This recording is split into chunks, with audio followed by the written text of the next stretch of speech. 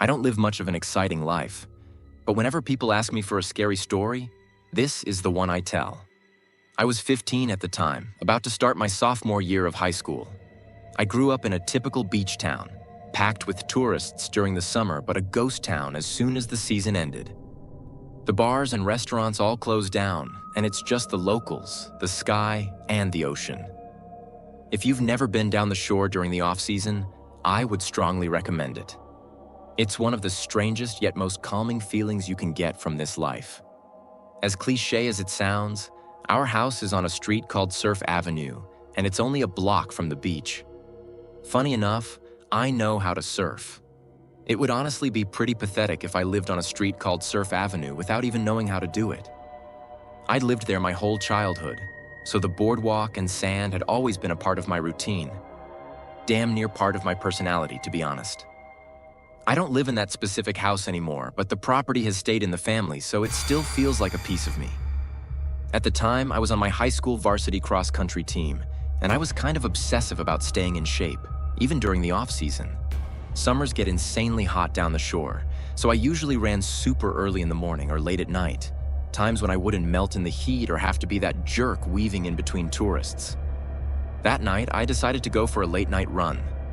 I'd stayed up pretty late with some friends the night before and slept in that morning, so I kind of had no choice. I never brought my phone with me when I ran. It was always annoying not having music, but even that little bit of extra weight would be enough to throw me off. I don't know if they still make them anymore, but I had this rinky-dinky little Garmin watch that I used to track distance and pace. Besides that, the only other thing I'd carry was my house keys. To put it mildly, my parents were incredibly uptight about keeping the house locked. So as annoying as it was, I really had no choice but to stuff my house keys in my shorts pocket every time I went for a run, even if they were home. It was one of those non-negotiable rules. I still don't really understand why my parents were so concerned about it, especially because most private beach towns are typically super safe. But that's neither here nor there. I decided to stick to the boardwalk that night. The surface was just soft enough to be easy on my legs, but not as brutal as running on the sand. Sometimes I'd jog on the beach for a challenge, but that wasn't happening after the day I'd had. I just wanted a nice, easy, long run with minimal changes in elevation or terrain. The boardwalk would give me just that. I started zoning out after a few miles, enjoying that euphoric runner's high. I always tell people, even today, if you could break that first mental barrier, which occurs after about 3 miles or so, the rest of the run is easy and borderline enjoyable. Anyway, I was listening to the slap of my shoes against the wood while simultaneously trying to concentrate on the distant sounds of the ocean. I was in that perfect rhythm where you forget you're even running. But then I heard it. A faint clink. I stopped and checked my pocket. Empty. My stomach dropped. It was my keys. I crouched down, peering through the gaps in the boardwalk, but it was useless. It was pitch black under there, and there was no way I'd even be able to retrieve them from where I was. I started cursing, literally yelling out loud. I know that sounds a little silly, but the adrenaline was still pumping through me from the exercise, and I was pissed that this detour had ruined my run. I knew my parents would have killed me if I came back without those keys, so without really thinking, I jumped off the side and headed down to the sand. It was also partly a matter of pride. I wasn't just going to walk away from one of my personal belongings. Who does that? The smell under the boardwalk hit me instantly. It was like rotten seaweed mixed with stale beer. That's honestly the best way to describe it. Imagine literally filling a bathtub with seaweed and beer. It was damp and heavy, and every step I took, I kicked up sand and trash. Like I said before, I didn't have my phone with me, so the backlight on my watch was the only thing guiding me, and it wasn't doing much. I crouched down to the spot where I thought my keys had fallen. They were nowhere in sight, just more clumps of sand and scraps of garbage. I'll repeat myself. It was disgusting, but I needed those keys. I thought about just leaving them, but decided that I'd gotten this far, and turning back now would mean I had gotten covered in garbage and stench for nothing. I tried shifting the sand around a bit, thinking maybe they had fallen beneath the surface, but after a few minutes, frustration started to creep in. Had I really misjudged the spot by that much? I concluded that that was the most rational explanation, that I had somehow misjudged where they had fallen. I climbed back up to the boardwalk, stood where I had stopped running, and thought about how I could be sure of the spot underneath. That's when I got this genius idea to use my shoelace as a marker. I knelt down, untied it, and slipped it between the planks, letting it hang. That way, I could crawl back under the boardwalk and spot it from below easily.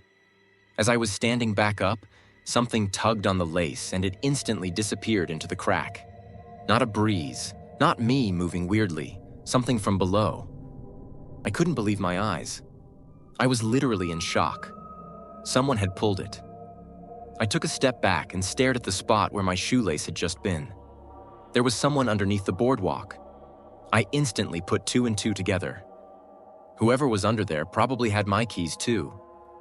My first instinct was to run home and figure it out later, but the thought of someone having my house keys, knowing where I lived, made my blood boil. Our house address was etched into them, so I couldn't just leave some stranger with that kind of access. I still don't know why I did it.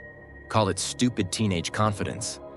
But I took a deep breath, jumped back into the sand, and crawled under again. It felt different the second time. The air felt heavier, and I was bracing myself for some kind of fight. At one point, I heard faint shuffling somewhere ahead of me. My chest tightened. I swung my watch light toward the sound, but saw nothing, just more sand and beams. I kept moving, and I heard shuffling again, this time from a different direction. That's when I realized the noise wasn't coming from one spot.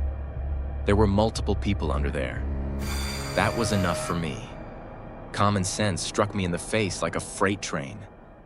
What in the world could I have possibly expected to happen? Was I just going to fight some crackhead living under the boardwalk? That was suicide. I turned to get out of there, trying not to panic, but before I could make it all the way out, something cold latched onto my ankle. It was a hand. I screamed in pain as fingernails dug into my skin. I didn't think. I just kicked as hard as I could. My foot connected with something, and whoever was holding onto my ankle let go. I scrambled away, my legs and arms scraping against the sand and wood as I pushed myself out into the open air. I didn't stop running.